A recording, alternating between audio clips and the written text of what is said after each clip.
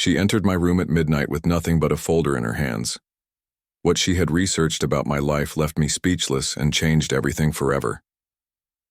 It was almost midnight when David finally looked up from his laptop screen. His eyes burned from staring at spreadsheets and reports for what felt like forever. The coffee mug beside him had gone cold hours ago, and his shoulders ached from hunching over his desk. This project had taken over his entire life for the past 3 weeks. He barely remembered what it felt like to have a normal evening or weekend anymore. His phone lay silent on the nightstand, face down. He had stopped checking it days ago because every notification felt like another demand on his time.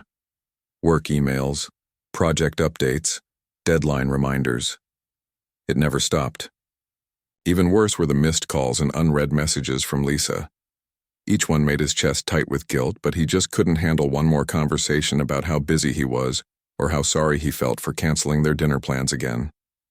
David closed his laptop with a heavy sigh and fell backward onto his bed, not even bothering to change out of his wrinkled work shirt. His apartment felt strange and quiet. When was the last time he had actually relaxed here? When had he last watched a movie or cooked a real meal? Everything had become about surviving until the next deadline. The relationship with Lisa had been suffering for weeks now. They used to text each other good morning every day, share funny videos during lunch breaks, and spend weekend afternoons just walking around the city talking about everything and nothing. Now their conversations had shrunk to quick exchanges about scheduling and logistics. Can we move dinner to next week? Sorry, have to work late again. I'll call you tomorrow. But tomorrow never seemed to come. He stared at the ceiling, feeling the weight of exhaustion settling into his bones. Part of him knew he was pushing everyone away, including the person who mattered most to him. But every time he thought about reaching out to Lisa, about explaining how overwhelmed he felt, the words just wouldn't come. How could he tell her that he was drowning without making it sound like an excuse? How could he ask for help when he was supposed to be handling everything on his own? The silence in his room was broken only by the hum of his laptop cooling down and the distant sound of traffic outside his window. David had always prided himself on being independent and capable. Growing up, he had learned to solve his own problems and never burden others with his struggles. But lately, that independence felt more like isolation. His mind wandered to Lisa and how patient she had been at first. She would bring him coffee when he worked late, leave encouraging notes in his bag, and never complained when he had to cancel their plans. But he had seen the hurt in her eyes during their last conversation 2 weeks ago. She had tried to hide it with a smile, but he knew her well enough to recognize the disappointment and confusion. That conversation had been brief and awkward. They sat in a coffee shop near his office, and he had spent most of the time checking his phone for work messages. Lisa had been telling him about something that happened at her job, something that would normally make them both laugh, but he had only half listened. When she asked if everything was okay between them, he had given her a quick answer about being stressed with work and promised things would get better soon. He could tell she didn't believe him. The truth was, David wasn't even sure he believed himself anymore. The project seemed to grow more complicated every day, and his boss kept adding new requirements and moving deadlines. He felt like he was running on a treadmill that kept getting faster, and he was terrified of falling behind. Sleep had become something he squeezed in between tasks, and meals were whatever he could grab from the office vending machine.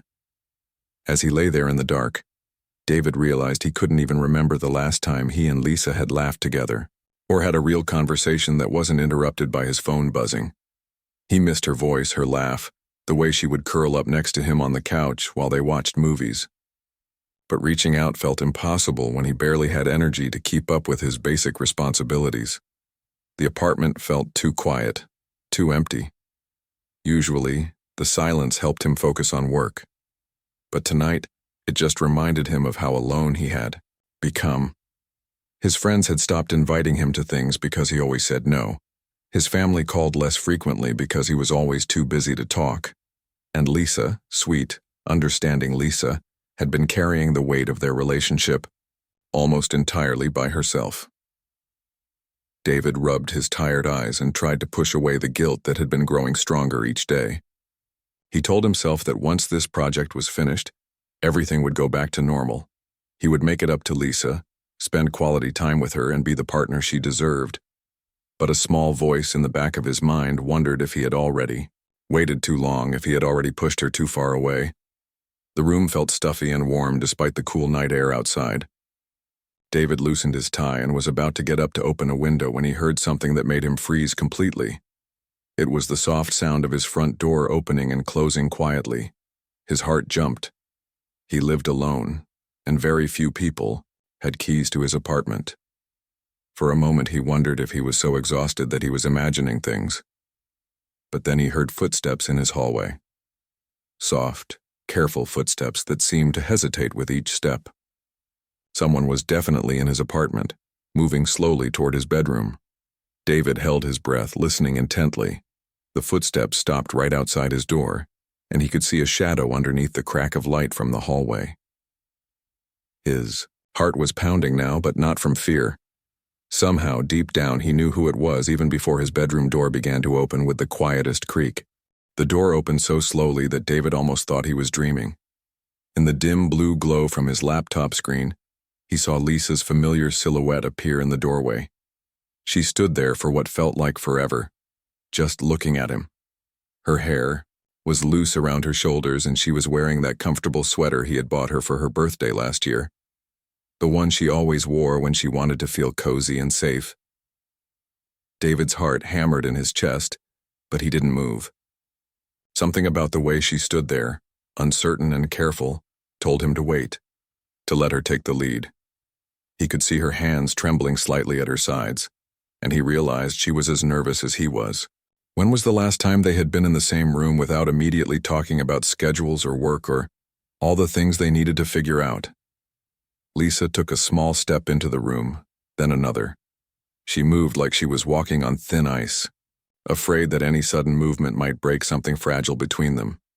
Her eyes never left his face, and in the soft light, he could see so many emotions there.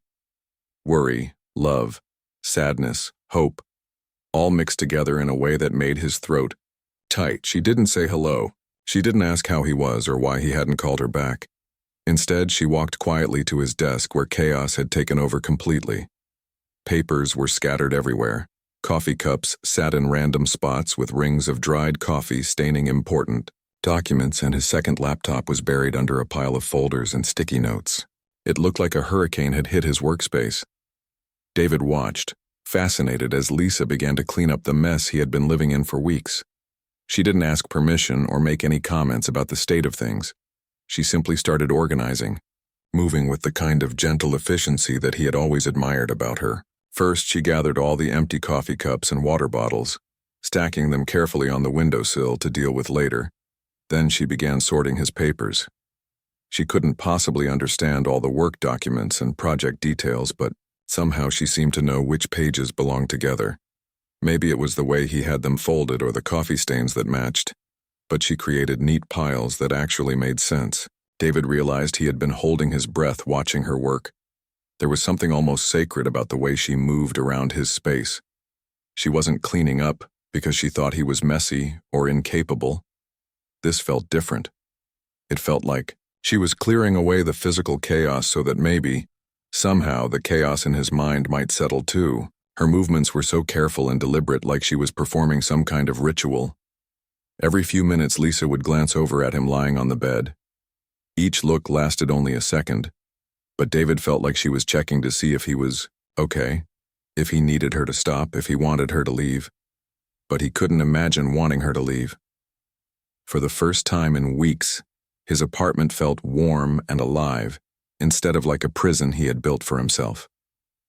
She found his phone charger, tangled up with some USB cables, and gently untangled them, setting the charger on his nightstand where he could easily reach it. Then she discovered his good coffee mug, the one with the funny saying that she had given him, buried under some financial reports.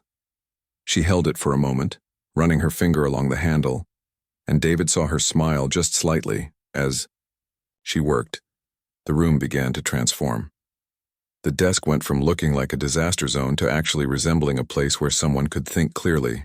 She arranged his pens in a cup, closed his second laptop and set it aside properly, and even straightened the stack of books that had been leaning precariously against his printer for weeks.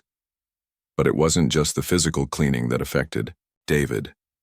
It was the love behind every small action, the way she folded his papers so carefully, the way she wiped down surfaces with a tissue from her purse, the way she organized his business cards and put his stapler back where it belonged.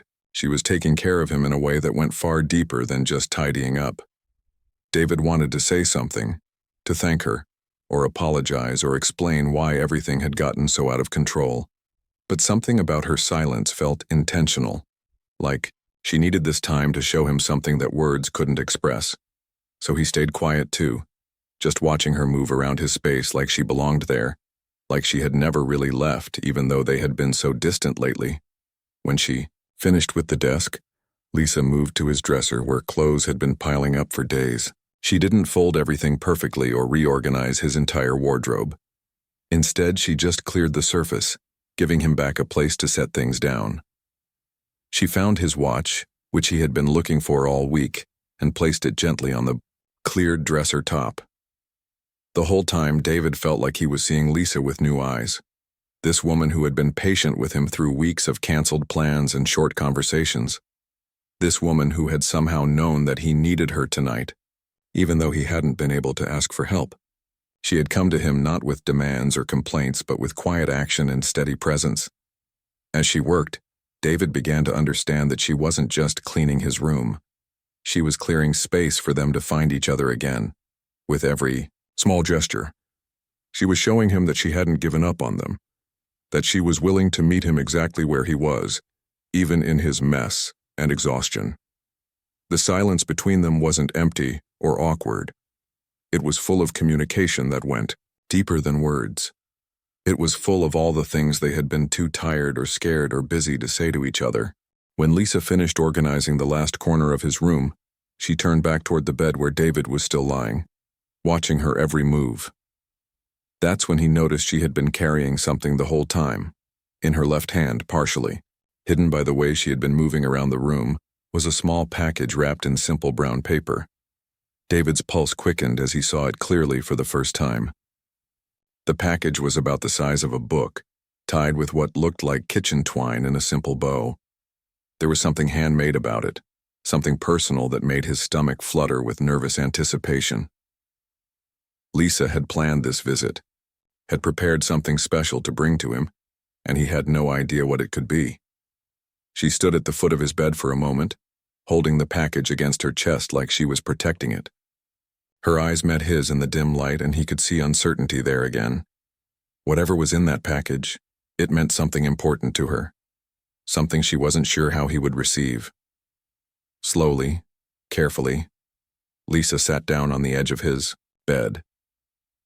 The mattress dipped slightly under her weight, and David could smell her familiar perfume mixed with the scent of the outside air she had brought in with her. She was close enough that he could have reached out and touched her hand. But something about the moment made him wait for her to make the next move. Lisa looked down at the package in her hands, then back up at his face. Her fingers traced the twine nervously, and David realized she was gathering courage for whatever came next. The silence stretched between them. But it wasn't uncomfortable. It felt like the pause before something important, like the deep breath before diving into deep water. When she finally spoke, her voice was so soft he almost had to strain to hear her. "I know you've been struggling," she said, and the words hit him like a gentle punch to the chest. "I know you think you have to carry everything alone."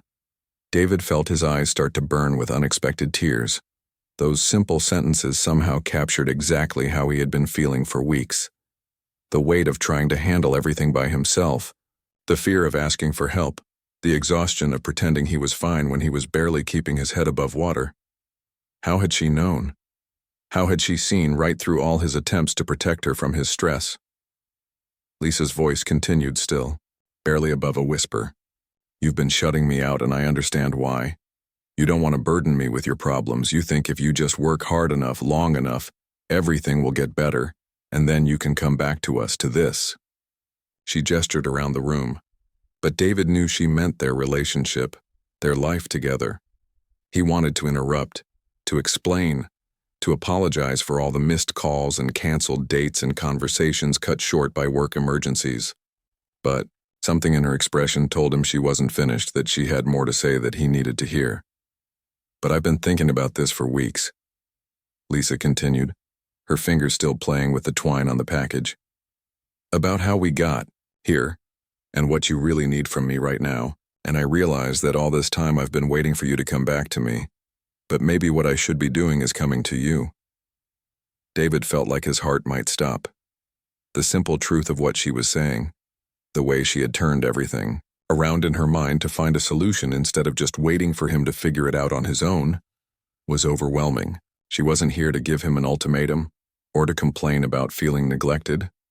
She was here because she had figured out how to love him exactly where he was. Lisa lifted the package slightly, looking down at it with an expression David couldn't quite read. "I've been working on something," she said. "Something that might help, or at least something that shows you that you don't have to do this alone anymore." The curiosity was killing him now. What could she have possibly prepared that would help with his work situation? How could she have known what he needed when he barely knew himself? His mind raced through possibilities, but nothing seemed to fit the careful, almost reverent way she was holding the package. "I can't promise it will solve everything," Lisa said, meeting his eyes again. "But I can promise that whatever happens, with your job, with this project, with all the stress you're carrying, you don't have to face it by yourself. Not anymore." She placed the package gently on the bed between them, her hand lingering on top of it for a moment before she pulled away. David stared at it. This simple brown paper package that somehow represented everything he hadn't even known he was hoping for. Support. Partnership. Someone who cared enough to act instead of just waiting for things to get better. "I know I can't take away the pressure you're under at work," Lisa said, her voice growing stronger now, more confident. "And I know I can't make your deadlines disappear or your boss less demanding, but I realize there might be other ways I can help. Ways that don't require you to stop what you're doing or change your schedule or feel guilty about how much time you're spending on this project." David's throat felt tight. He had been so focused on protecting Lisa from his stress that he had never stopped to consider that maybe she wanted to help carry some of the load. Maybe pushing her away wasn't protecting her at all. Maybe it was just making both of them feel more alone. The package sat between them like a bridge, like a peace offering, like a gift he hadn't known he was waiting for. Lisa's hands were folded, in her lap now, but he could see she was still nervous about his reaction. She had taken a risk coming here tonight, had put herself in a vulnerable position by showing up uninvited and offering help he hadn't asked for. But as David looked at her sitting there on his bed, surrounded by the room she had just quietly and lovingly organized, he realized that this was exactly what courage looked like. Not the absence of fear, but the willingness to act despite it. Lisa had been scared too, scared of being rejected or told she was interfering, but she had come anyway because she loved him enough to try.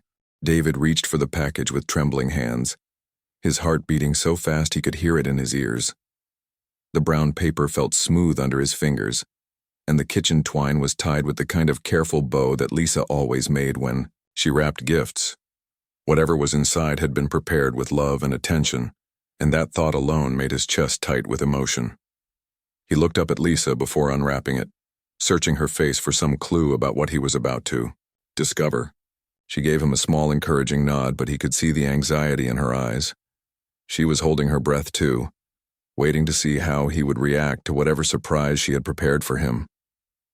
David untied the twine carefully, not wanting to rush this moment. The paper fell away to reveal a simple manila folder, the kind he used at work every day. But this one was different. Lisa had written something on the front in her neat handwriting. "For when you're ready to breathe again." Inside the folder, David found something that made his world stop completely. It was a detailed research report, printed and organized with the same care Lisa had just shown in cleaning his room. But this wasn't just any report. As he flipped through the pages, he realized she had been researching his work project, the same project that had been consuming his life for weeks. The first page was a summary of the main challenges he had been facing with his current assignment. Somehow Lisa had figured out exactly what problems were keeping him up at night, what obstacles were making his job so impossibly difficult. She had written everything down in clear, simple language that made the issues seem manageable instead of overwhelming. But that wasn't the breathless part. As David continued reading, he discovered that Lisa hadn't just identified his problems. She had found solutions. Real, practical solutions that he hadn't even thought to look for because he had been too deep in the stress to see clearly. On page 3, she had outlined a completely different approach to the data analysis that had been giving him nightmares. She had researched new software that could automate half of the work he had been doing manually. On page 5, she had found 3 companies that offered consulting services for exactly the type of project he was struggling with, including their contact information and cost estimates. David's hands shook as he turned each page. Lisa had somehow managed to understand his work situation better than he understood it himself. She had spent hours, maybe weeks, researching his industry, learning about the specific challenges of his project, and finding resources he never would have discovered on his own. But the most incredible part was on the last page. Lisa had created a timeline showing how he could implement these solutions without falling behind on his current deadlines. She had broken everything down into small, manageable steps that would actually make his workload lighter instead of heavier. It was like she had handed him a roadmap out of the nightmare he had been living. David couldn't speak. He literally couldn't find words for what he was feeling. Lisa had seen him drowning, and instead of just throwing him a life preserver, she had figured out how to drain the water. She had taken the time to understand his world completely, had educated herself about things that had nothing to do with her own life, all so she could help him find his way back to the surface. "How did you?" he finally managed to whisper, his voice cracking with emotion. "How did you even know where to start with this stuff?" Lisa's cheeks turned pink and she looked down at her hands. "I called your friend Mike from college. You remember, the one who works in the same field? I explained that you were struggling with a big project and asked if he could help me understand what you were going through. He spent 2 hours on the dual phone with me last weekend, walking me through the basics." David felt like someone had knocked the wind out of him. Lisa had reached out to his old friend, had admitted that their relationship was struggling, had asked for help understanding his work so she could better support him. The courage that must have taken. The vulnerability of calling someone she barely knew to ask for guidance about helping her boyfriend. "Then I spent the next week researching everything Mike mentioned," Lisa continued.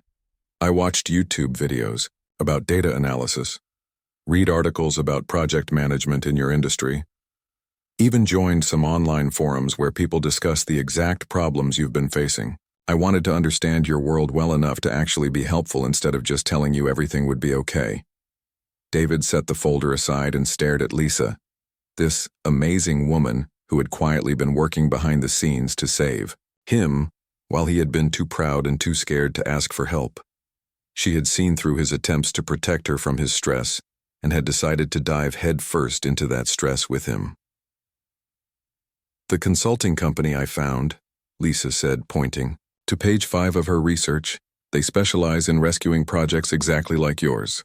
I already called them and explained your situation. They said they could have someone start helping you within 3 days, and the cost would be much less than I expected. Your company might even pay for it since it would help you meet your deadline." That's when David completely lost his ability to breathe normally. Lisa hadn't just researched solutions. She had already started implementing them.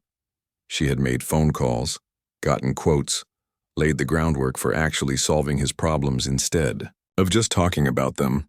While he had been drowning in stress and isolation, she had been quietly building him a ladder to climb out. But there was more. At the very bottom of the folder, Lisa had included something personal. It was a handwritten letter, just 1 page. But David could see from the first few lines that it contained everything she had been wanting to say to him for weeks.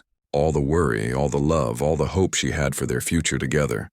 The gesture was so thoughtful, so completely unexpected, and so perfectly designed to help him that David felt overwhelmed by the depth of her love and understanding. This wasn't just a girlfriend trying to be supportive. This was a true partner, someone willing to learn and work and sacrifice to help him succeed. David's vision blurred as tears he had been holding back for weeks finally spilled over. The folder slipped from his hands as he reached for Lisa, pulling her into his arms with a desperation that surprised them both. All the walls he had built around his heart, all the barriers he had put up to protect himself from feeling overwhelmed, crumbled in an instant. "I'm so sorry," he whispered against her shoulder, his voice breaking with emotion. "I'm so sorry I pushed you away. I thought I was protecting you, but I was just scared. Scared you'd see how much of a mess I really am." Lisa held him tighter, her own tears flowing freely now. "You're not a mess," she said softly. "You're just human. You're allowed to struggle, and you're allowed to need help. I need help sometimes too." For the first time in months, David let himself really feel everything he had been pushing down. The fear of failure, the exhaustion from trying to be perfect, the loneliness of carrying everything by himself. It all came pouring out in waves that shook his whole body, and Lisa held him through every moment of it, her presence steady and warm and completely accepting. As his breathing slowly returned to normal, David pulled back to look at Lisa's face. Her eyes were red from crying, but there was something different in her expression. Relief, maybe, or hope. Like a weight had been lifted from both of them. "I can't believe you did all this research," he said, glancing at the folder that had scattered across his bed. "I can't believe you figured out solutions. I couldn't even see." Lisa wiped her eyes with the back of her hand. "Sometimes when you're in the middle of something, it's hard to see the way out. You were so deep in the stress that you couldn't step back and look at the bigger picture. I had the advantage of being on the outside." David shook his head in amazement. "But you didn't have to do this. You could have just waited for me to figure it out on my own, or you could have walked away when I kept canceling our plans." "I didn't want to wait, and I definitely didn't want to walk away," Lisa said firmly. "I wanted to fight for us, but I realized that fighting for us meant fighting for you too. Your success matters to me because you matter to me." Something fundamental shifted in David's understanding of their relationship in that moment. He had always thought of love as something separate from the practical parts of life, something that existed in the spaces between work and responsibilities. But Lisa had shown him that real love meant being willing to step into each other's worlds completely, to understand and support, and actively participate in solving life's challenges together. Over the following weeks, everything changed. Prue implemented the solutions Lisa had found, starting with the consulting company that specialized in rescuing troubled projects. Just as she had predicted, his boss was thrilled to approve the expense when it meant meeting their crucial deadline. The new software Lisa had discovered cut his daily work time in half, and the different approach to data analysis she had researched turned out to be exactly what the project needed.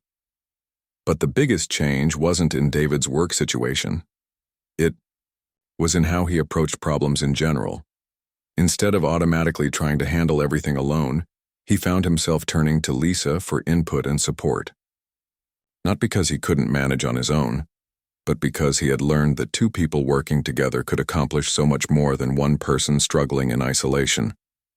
Lisa, meanwhile, discovered that she loved learning about David's work. She started joining him for coffee breaks during his busy days, asking questions about his projects and offering fresh perspectives when he felt stuck. They developed a routine of talking through challenges together, with Lisa asking the kinds of questions that helped David see solutions he might have missed. Their relationship transformed from two people trying to find time for each other into two people actively building a life together. They started making decisions as a team, planning not just their social calendar but their career goals and personal growth. Lisa's willingness to dive deep into David's world had shown them both what true partnership could look like. 6 months later, David got promoted to lead his own team, partly because of how successfully he had managed that difficult project with Lisa's help. During his promotion celebration dinner, he raised his glass to Lisa and said, "To the person who saved my career by teaching me that asking for help isn't giving up, it's growing up." But Lisa just smiled and shook her head. "You saved your own career. I just helped you see that you didn't have to do it alone." The experience had taught them both something crucial about love and relationships. It wasn't enough to simply be there for each other during the easy times. Real love meant being willing to get uncomfortable, to learn new things, to step outside your own world, and truly understand your partner's challenges and dreams. David still worked hard and took on challenging projects, but he never again made the mistake of thinking he had to carry everything by himself. And Lisa never again waited passively when she saw someone she loved struggling. They had both learned that the strongest relationships aren't built on avoiding problems together, but on facing them head-on as a team. Years later, when friends asked them about the secret to their strong relationship, they would tell the story of that night when Lisa quietly entered David's room and changed everything with a simple folder full of research and love. It wasn't a grand romantic gesture that saved their relationship. It was the decision to truly see each other, understand each other, and actively participate in each other's success and happiness. That night had taught them that love isn't just a feeling you have for someone. It's a choice you make every day to understand them better, support them more completely, and build something together that's stronger than anything either of you could create alone.